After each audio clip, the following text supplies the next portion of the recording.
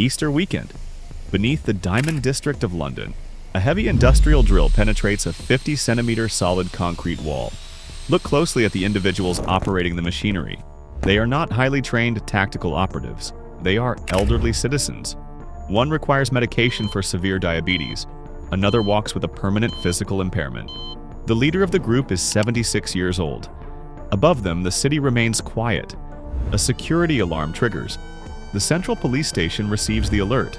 The authorities evaluate the signal. They decide to take no action. These senior citizens eventually walk out of the underground vault. They carry bags containing 14 million pounds in diamonds, gold, and cash. This event becomes one of the most notorious security breaches in British history. These men dedicated 3 entire years to planning this operation. Based on their ages, they should be collecting their pensions. They possessed the perfect opportunity to vanish forever. They secured the wealth. They successfully escaped the perimeter. But they made fatal logistical errors. To understand the execution, we must examine the personnel. Brian Reeder served as the primary architect. He was 76 years old. Reeder possessed a lengthy historical record of property acquisition operations. He understood the system. The remaining team members were primarily in their 60s and 70s. They carried the physical burdens of age. They experienced severe medical conditions. They required regular medication. They lacked the physical stamina typical for this level of physical exertion. John Collins held the role of the transport specialist. He monitored the perimeter and managed the vehicles. Then there was the specialist known only as Basil. His real name was Michael Seed. He was 54 years old. Seed possessed a unique technical proficiency. He was the only individual capable of neutralizing the advanced alarm grid. This group did not rush. They applied patience. For 3 consecutive years, these men conducted weekly meetings. Every Friday night, they gathered at a local establishment. They reviewed blueprints. They analyzed security patrols. They identified structural weaknesses. They selected their target, the Hatton Garden Safe Deposit Company. They selected their timeline, the Easter holiday weekend. April 2nd, 2015, 9:23 p.m. The operation commences. Michael Seed, operating under the alias Basil, approaches the target building. He wears a disguise. He utilizes a false hairpiece to alter his appearance. He acts as a routine maintenance worker. He gains entry. 3 other members follow him inside. They push large industrial refuse bins. They wear hard hats. They wear high-visibility safety jackets. They wear masks to obscure their facial features. Basil moves to the 2nd floor. He isolates the elevator system. He disables the cabin, preventing anyone from the upper floors from descending into the basement area. He deploys signal jamming technology to disrupt cellular communications. Outside, John Collins takes his position. He sits inside a vehicle across the street, stationed near building number 25 on Hatton Garden. He monitors the street. He provides the perimeter watch. Below ground, the heavy labor begins. They engage the industrial core drill. The machine grinds against the reinforced concrete. The noise echoes through the empty corridors. The sound travels upward, but it dissolves into the absolute silence of the holiday weekend. The streets are empty. No citizens hear the disturbance. Despite the signal jamming, the primary intrusion alarm triggers. The alert reaches the police dispatch center. The system functions correctly. However, a severe communication breakdown occurs at the dispatch level. The authorities categorize the alert as a low-priority system malfunction. No officers dispatched to the location.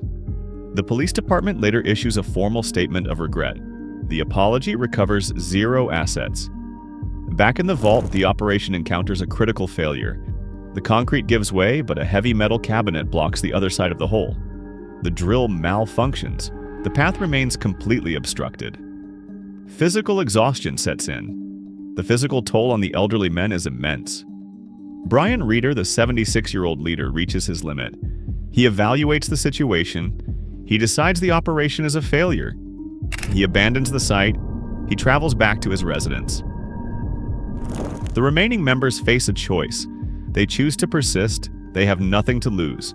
They leave the facility and source new hydraulic equipment. They return 2 days later on April 4th. The new equipment functions. They clear the obstruction. The breach is complete. Michael Seed and a member named Jones crawl through the narrow concrete opening. Terry Perkins remains on the exterior side of the wall.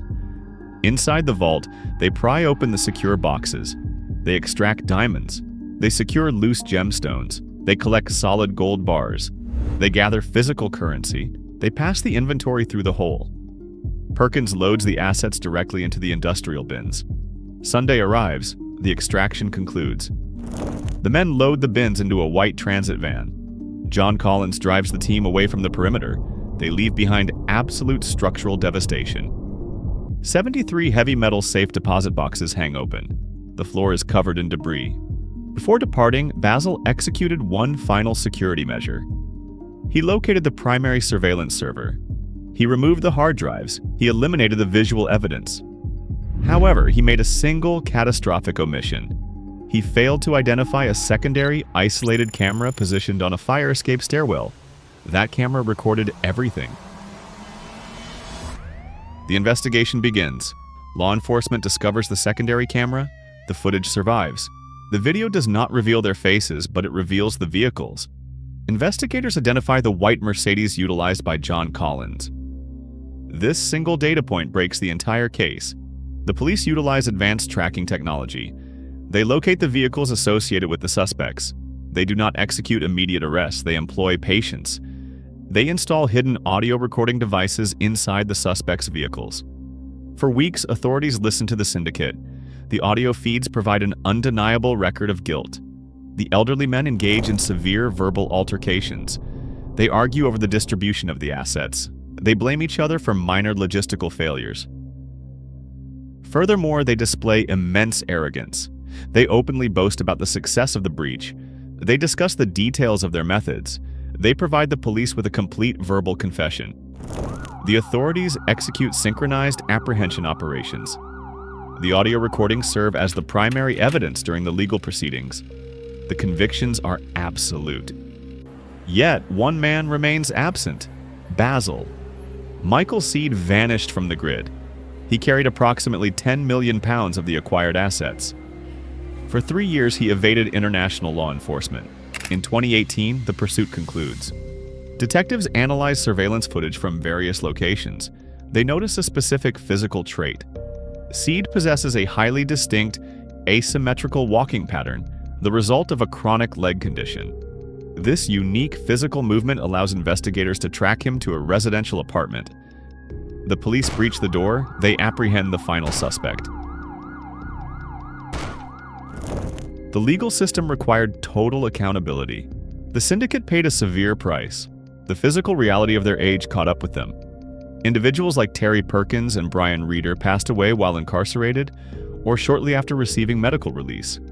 They spent their final days in confinement. However, the true weight of this event falls upon the civilian clients. The individuals who utilized the Hatton Garden Vault lost their life savings. They lost family heirlooms. They lost financial security. For these citizens, the event created a permanent financial tragedy. The authorities only recovered 4 million pounds of the stolen assets. 10 million pounds remain completely unaccounted for. Psychologists and analysts evaluate the motives of this syndicate.